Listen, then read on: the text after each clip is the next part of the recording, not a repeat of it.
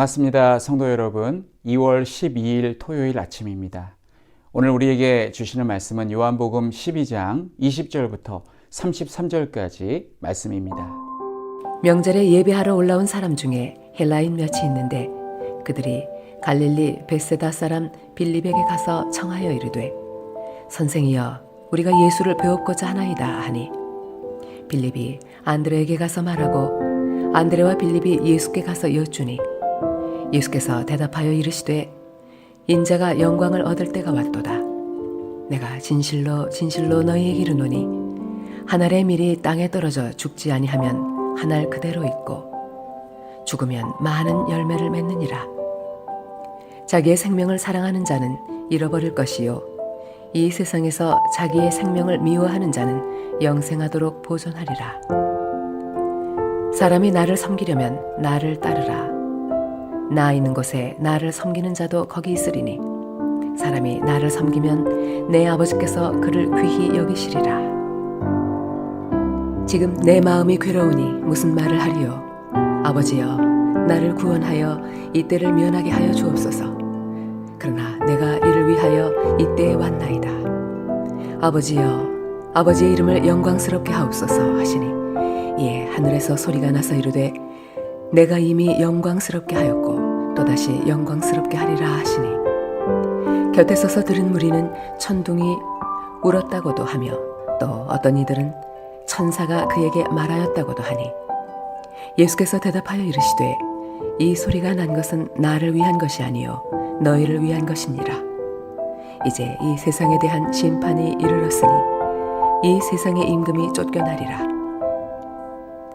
내가 땅에서 들리면 모든 사람을 내게로 이끌겠노라 하시니 이렇게 말씀하시면 자기가 어떠한 죽음으로 죽을 것을 보이심이로라. 20절에 기록된 명절은 유월절입니다. 유월절에 예배하러 올라온 사람 중에 헬라인 몇이 있는데 그들이 예수님을 뵙고자 찾아왔습니다. 본문의 헬라인은 꼭 그리스에서 온 사람들을 가리킨다기보다 이방인을 가리킵니다. 이들은 하나님을 경외하는 자들로서 유대인의 명절에 예배하러 예루살렘에 온 비유대인들입니다. 예수님은 유대인만을 구원하러 오신 메시아가 아니라 모든 백성을 구원하러 오신 분이시기에 이방인도 귀하게 여기십니다. 그래서 예수님께서 이방인들이 찾아오자 인자가 영광을 얻을 때가 왔다고 말씀하십니다. 죽음이 임박하면 사람은 마음의 평정심을 유지하기가 어렵습니다. 사형장으로 끌려가는 사형수는 제대로 걸을 수가 없어서 두 사람의 교도관들이 양쪽 팔을 붙잡고 끌고 간다고 합니다. 그러나 예수님은 분명한 정체성과 목표를 가지고 있었기 때문에 요동함이 없었습니다. 그리고 자신을 찾아온 헬라인들에게 의미심장한 말씀을 하십니다. 한 알의 밀이 땅에 떨어져 죽지 아니하면 한 알 그대로 있고 죽으면 많은 열매를 맺느니라. 씨앗이 땅에 묻혀 흙과 하나가 될 때 씨앗은 발화를 시작합니다. 예수님은 씨앗이 땅에 묻히는 것을 죽는 것이라고 묘사하시며 한 알의 밀이 땅에 떨어져 죽어야 많은 열매를 맺는다고 말씀하셨습니다. 오늘날 이 말씀은 수많은 사람들에게 희생의 가치와 고귀함을 일깨워주는 유명한 말씀이 되었습니다. 대부분 사람들은 자기가 살려고 남을 희생시킵니다. 그래서 가끔 다른 사람을 살리기 위해 자신을 희생하는 사람이 있으면 그 사람의 희생을 높이 기립니다. 저는 정치인들에게 희생의 덕목이 꼭 필요하다고 생각합니다. 국민을 위해 자신을 드릴 수 있는 정치인들이 많아지고 성도를 위해 자신을 드릴 수 있는 목회자가 많아졌으면 좋겠습니다. 이처럼 예수님의 십자가 정신은 우리 모두가 본받아야 할 귀중한 정신입니다. 우리가 예수님을 본받으려면 예수님의 제자가 되어야 합니다. 세상의 스승은 본받을 점과 본받지 말아야 할 점을 동시에 가지고 있습니다. 그러나 예수님은 본받을 만한 점밖에 없으신 분이십니다. 우리는 예수님을 100% 신뢰하고 그분의 제자가 되기를 힘써야 합니다. 27절의 말씀은 예수님께서 겟세마네 동산에서 기도하셨던 내용이기도 합니다. 지금 내 마음이 괴로우니 무슨 말을 하리요? 아버지여, 나를 구원하여 이때를 면하게 하여 주옵소서. 그러나 내가 이를 위하여 이때에 왔나이다. 예수님은 십자가에 못 박히시기 전날 밤만 마음이 괴로웠던 것이 아니라 늘 마음이 무겁고 편치 않으셨습니다. 예수님의 십자가의 사명은 모든 백성의 죄를 짊어져야 할 무거운 책임이 따르는 형벌이었습니다. 예수님께서 겟세마네 동산에서 기도하실 때, 그리고 십자가에 못 박히신 채로 기도하실 때 하나님은 응답하지 않으셨지만 오늘 본문에서 하나님은 예수님께 이렇게 응답하십니다. 내가 이미 영광스럽게 하였고 또다시 영광스럽게 하리라. 예수님께서 심판을 받고 십자가에 못 박혀 죽으시는 것은 예수님에 대한 심판인 것처럼 보이지만 사실은 이 세상에 대한 심판입니다. 예수님의 십자가의 대속으로 이 세상 임금의 권세인 죄와 사망의 권세는 힘을 잃게 되었습니다. 32절에 예수님께서 땅에서 들리면 모든 사람을 자신에게로 이끌겠다고 말씀하십니다.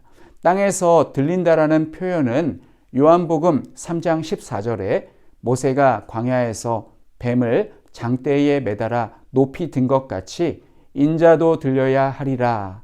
이 말씀과 같은 표현입니다. 이 말씀은 예수님께서 십자가에 달려서 죽으시는 것만을 의미하는 것이 아니라 부활하시고 하늘로 들리사 승천하시는 데까지 내다보시는 말씀입니다. 예수님의 말씀대로 십자가의 죽음과 부활 승천 이후 수많은 사람들이 예수님을 믿고 예수님의 제자가 되었고, 그리고 이 복음은 극동의 작은 나라인 우리나라에까지 전달되어 오늘날 지금 우리도 예수님을 신앙하고 있습니다.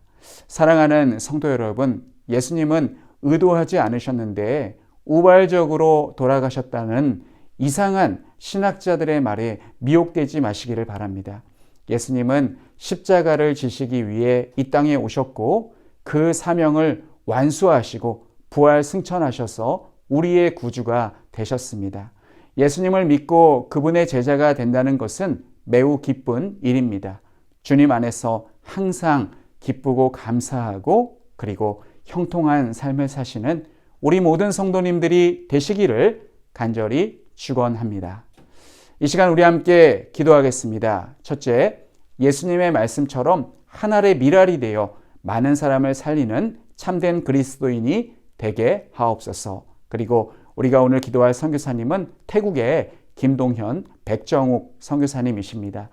차이 아픔에서 예수님을 영접한 25명의 새신자들에게 굳건한 믿음을 주셔서 주님과 동행하는 성도들이 될 수 있도록, 세례를 받은 4명의 새신자 싸막 아저씨, 짜이 아저씨, 땡 아주머니, 조이 형제가 말씀과 기도로 잘 성장할 수 있도록, 그리고 코로나 상황 속에 하나님께서 전도할 문을 열어주시도록 우리 위해서 함께 기도하겠습니다.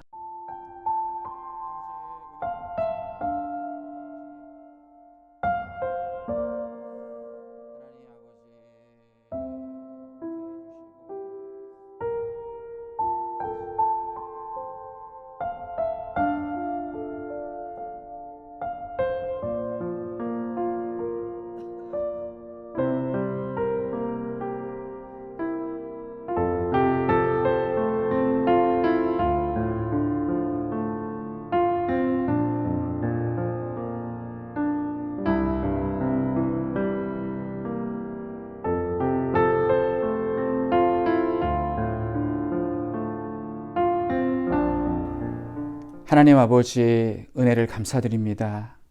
하나님, 예수님의 말씀처럼 하늘의 미랄이 되어 많은 사람을 살리는 참된 그리스도인이 되게 하여 주시옵소서.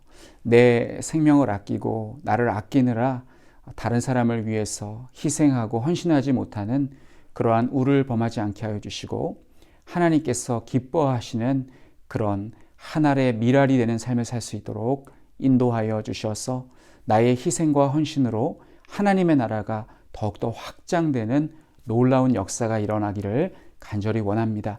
하나님 아버지, 오늘은 태국의 김동현 백정욱 선교사님을 위해서 기도합니다. 차이 아픔에서 예수님을 영접한 25명의 새신자들에게 굳건한 믿음을 주셔서 주님과 동행하는 성도들이 되게 하여 주시고, 세례를 받은 4명의 새신자 싸막 아저씨, 짜이 아저씨, 댕 아주머니, 조이 형제, 하나님, 이분들이 하나님의 말씀과 기도로 잘 성장하게 하여 주시고, 코로나 상황 속에서 하나님께서 전도할 문을 열어주시기를 간절히 원합니다. 하나님 아버지, 오늘도 코로나의 상황 가운데 살아가시는 우리 모든 성도님들 지켜주시고, 한 주간을 잘 마무리하고 내일 복된 주일을 잘 예비할 수 있도록 함께하여 주시옵소서. 예수님의 이름으로 기도하옵나이다. 아멘.